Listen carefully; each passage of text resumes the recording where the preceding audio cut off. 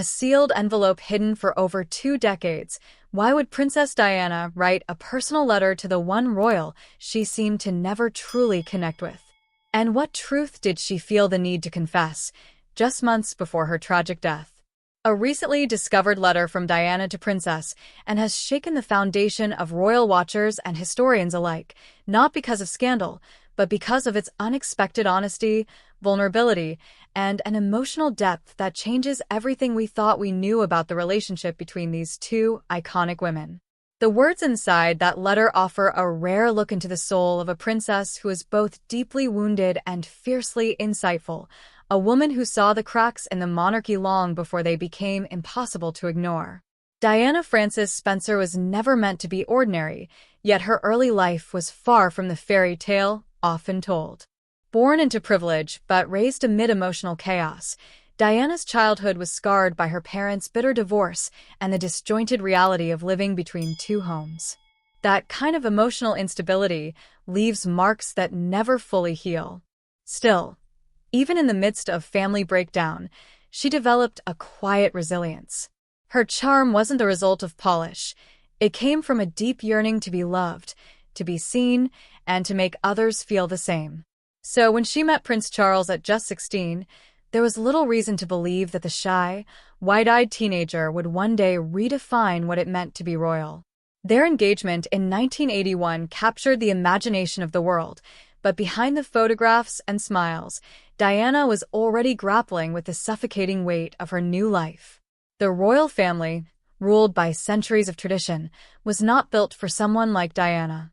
She was too emotional, too open, too real. And for Princessanne, Charles's only sister, that authenticity was not only foreign, it was frustrating. And, known for her loyalty to duty and her sharp tongue, had grown up in a world where emotions were meant to be swallowed, not shared. The very things that made Diana adored by the public, the vulnerability, the warmth, the empathy, were seen by and as weaknesses, distractions from the true work of royalty.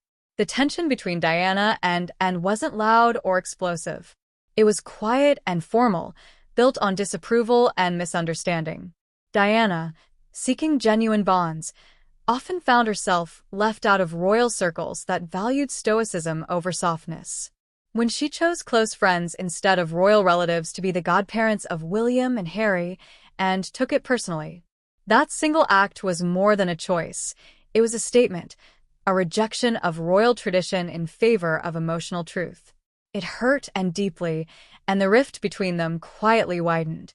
While Anne represented the traditional core of the monarchy, private, restrained, duty-bound, Diana became its unexpected beating heart.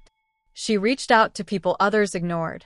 She held the hands of AIDS patients when the world was afraid. She comforted children, hugged grieving parents, and stepped onto minefields to show the world the danger they held. Her actions weren't staged. They came from pain, from experience, from a life of being misunderstood. And, meanwhile, kept her schedule, doing the work behind the scenes, often overlooked by the same public who saw Diana as the people's princess. And so, their differences of personality, of belief, of approach, cast a long shadow over their interactions. Diana's personal battles were deeply human.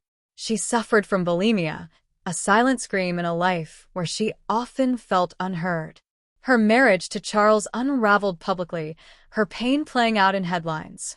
Yet Anne showed no outward sympathy. She believed that illness, no matter how serious, should never interfere with royal duty. That belief, cold as it may seem, came from a place of discipline, something Anne had lived by her entire life. But for Diana, emotions couldn't be shut off. They overflowed, sometimes at inopportune times, but always authentically. And though they never truly saw eye to eye, Diana admired Anne's strength. She just wished that strength could also allow for softness. Then came the discovery. A letter, dated early 1997. Written in Diana's handwriting, its words calm, measured, and deeply reflective. For years it had remained sealed, unknown to the public and unread by even the closest royal aides. It was addressed to Anne. The content wasn't bitter or resentful. It was heartfelt and honest. Diana spoke of the changing world and how the royal family must adapt or risk fading into irrelevance. She didn't criticize Anne. In fact, she praised her. Diana acknowledged Anne's dedication, her resilience, her ability to carry burdens without complaint. And then, unexpectedly, Diana made a request. If anything were to happen to her, she asked Anne to watch over William and Harry. That sentence alone stunned those who read it. It revealed a hidden trust, a layer of respect that had never surfaced publicly. Diana saw in and the one thing her sons might need most, stability. The letter didn't just rewrite the narrative between two women, it revealed the complexity of their bond. Beneath the coldness, there was understanding. Beneath the hurt, there was recognition. And through the cracks in their relationship, something powerful had taken root. Mutual respect, born from difference. Diana's thoughts in that letter proved strikingly prophetic.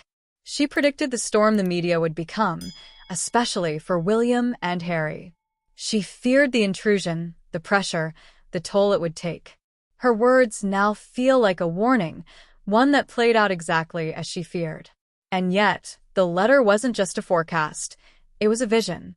A vision of a monarchy that could be both strong and kind, traditional and modern, visible and human. Her life may have ended that summer, but her hopes did not. In the years since Diana's death, the paths of her sons have reflected the very themes she poured into that letter. William has embraced royal duty but with warmth, choosing a partner who shares Diana's compassion and raising their children with a focus on emotional security. He's modern in his parenting, yet still loyal to the crown. It's a balance Diana always wished she could find. Harry, on the other hand, chose another way. He left. Not because he didn't love his family, but because he couldn't survive within the system. His pain mirrored his mother's, unacknowledged, dismissed, and ultimately too much to bear in silence. His departure, alongside Meghan, became a turning point, not just for him, but for the royal family. It made the world ask questions. And it made Diana's letter seem even more vital. Through all this, Anne remained silent. She didn't comment on Harry's interviews, his accusations, or the turmoil that followed. But in that silence was strength, the same strength Diana had once admired. Anne's quiet support for a streamlined, more efficient royal family, one with fewer public roles and more personal freedom, echoed the evolution Diana had once dreamed of. It's possible that, even in death, Diana influenced Anne more than anyone realized. Today, the royal family stands at a crossroads. The old ways no longer satisfy the public. People want truth, emotion, accountability. And in many ways, it was Diana who led that transformation. She made it acceptable for a royal to cry, to speak about mental health, to hold a stranger's hand without gloves. Her legacy isn't just a memory, it's a blueprint. And in that letter to Princess Anne, she laid out her vision with clarity and care. The letter now rests in the British Library, authenticated and preserved. But its real power lies in what it represents. It is not just a note between two royal women. It is a bridge between the past and the future. A message from a mother who knew her time might be short, to a sister-in-law who had never truly understood her, but who held the strength Diana believed her sons would one day need. It's a reminder that even in strained relationships, there can be grace. Even in coldness, there can be compassion. And even in silence, there can be love. Diana's story continues to unfold through the lives of William and Harry, through the changing face of the monarchy, and through every quiet moment where duty meets emotion. Her letter to Princess Anne is no longer just a piece of paper, it's a piece of history, and perhaps the clearest reflection of the woman behind the crown. If you found this story as moving and fascinating as we did, don't forget to like the video, share your thoughts in the comments, and subscribe to the channel for more powerful royal stories that go beyond the headlines.